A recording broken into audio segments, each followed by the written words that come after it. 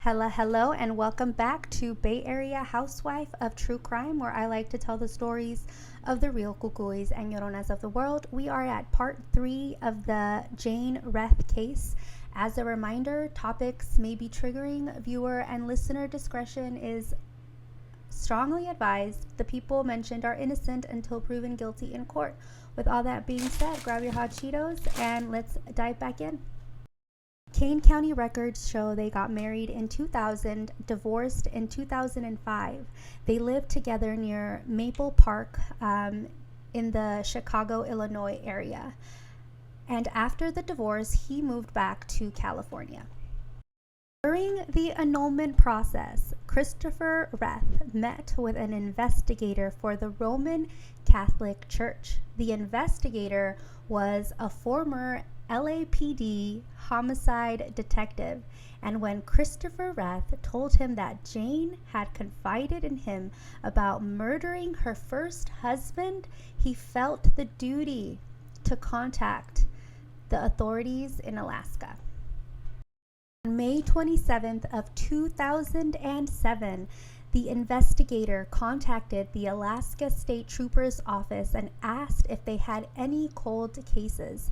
After speaking for a couple of minutes, the troopers knew exactly who the church investigator was talking about: the mysterious vanishing case of Scott Colville in April of 1988. The Alaska State Trooper Cold Case Unit prosecutor Pat Golofson and Detective James Gallen started connecting the dots. They started with Rita Colville's statements she made when her son first went missing. As a reminder, she was the one that reported her son missing, not the wife. Then they were able to track down the couple's old trailer. And to their surprise, it was still standing. Carpet and wall paneling had been replaced, but underneath it all, they were able to find traces of blood. Thanks to Rita Colville having saved her son's wisdom teeth from many years before, when he still lived at home, authorities and forensics were able to come up with a DNA profile for Scott and compared it to the bloodstains found in the trailer. It was a match. Finally, in January of 2010, Jane Reth Lim, aka Jane Nina Suchina, was finally arrested for first-degree cold-blooded murder and tampering of evidence.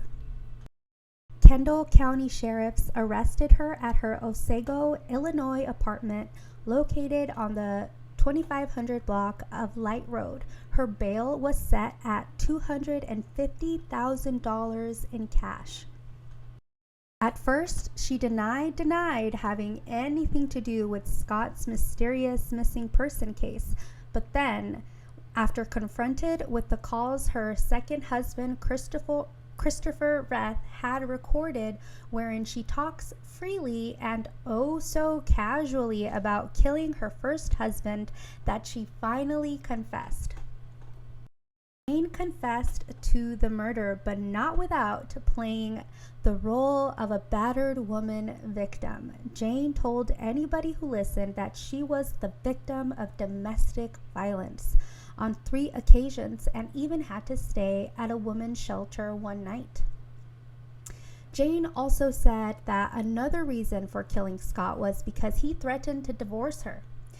The saddest part of this all is that we will never know the whole story, as half of it died with Scott the day he was murdered. After getting caught more than 2 decades later, Jane confessed to shooting her first husband, Scott Colville, with her 30-57 Magnum handgun while he slept in the bedroom of their trailer home.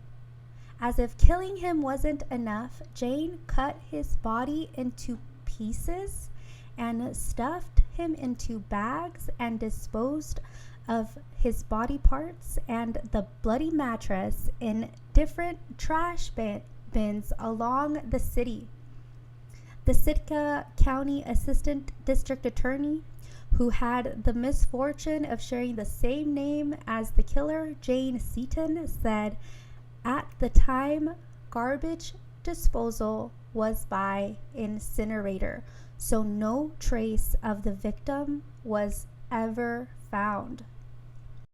Mr. and Mrs. Coville had long ago suspected and felt in their gut that Jane had something to do with the vanishing of their only son. Or at least she knew more than she'd let on, which was nothing. She did not tell them nothing all of these years. She just escaped and never turned back. That is until she got caught, of course, thankfully with the help of her second ex-husband and fascinating DNA technology.